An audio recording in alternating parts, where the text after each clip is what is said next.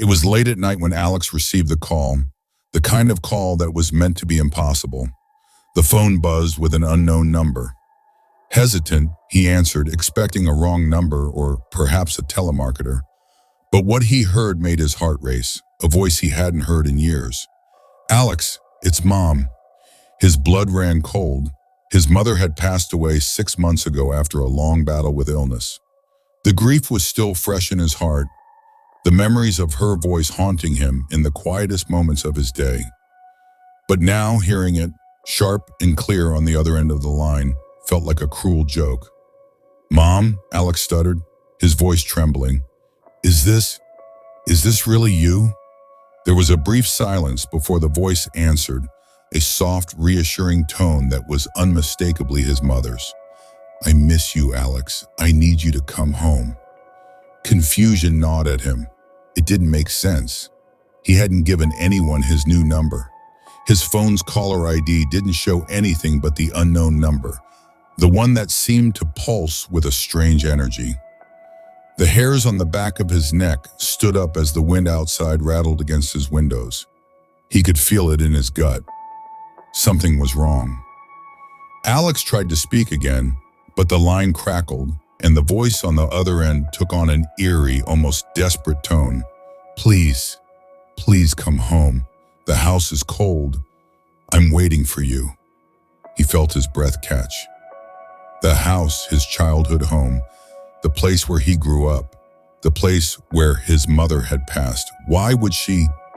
His pulse quickened, and before he could ask another question, the call abruptly ended, the line going dead. He stood frozen, the phone still pressed to his ear. It was impossible. It had to be a prank. But the dread that gnawed at him wouldn't let him ignore it. The voice, the tone, the words, it was all too real. Panic surged as he thought about what to do next. Was it a message, or was there something more sinister at play? The thought of going back to the house filled him with dread, but something inside him, something deep and primal, urged him to go. He couldn't ignore it. He had to know. Alex pulled up to the house in the early hours of the morning, his car headlights cutting through the thick fog that had settled in the neighborhood. The place looked abandoned. The front yard overgrown with weeds, the windows dark and empty. It hadn't changed much since the funeral, but there was something unsettling about the stillness now. He stepped out of the car, his heart thumping in his chest as he approached the front door. His hand hovered over the knob, unsure. The last time he'd been here, it had been to pack up his mother's belongings, to say goodbye for the final time. Now it felt like the house itself was holding its breath, waiting for him. As he opened the door, the familiar scent of his mother's perfume hit him, faint but undeniable. He stepped inside, the floor creaking under his weight. The house was cold, unnaturally so.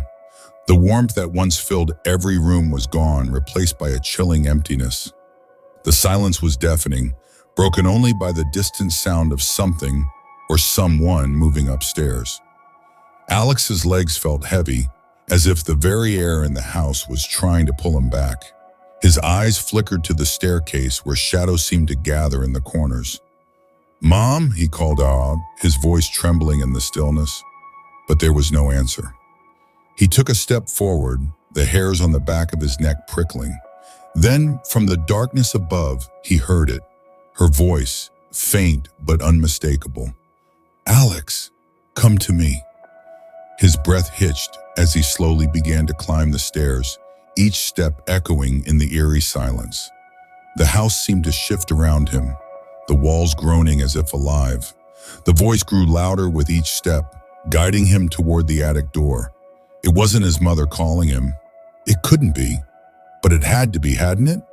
With a final desperate push, Alex reached the attic door and slowly turned the handle, not knowing what he would find on the other side, but knowing he was already too far in to turn back.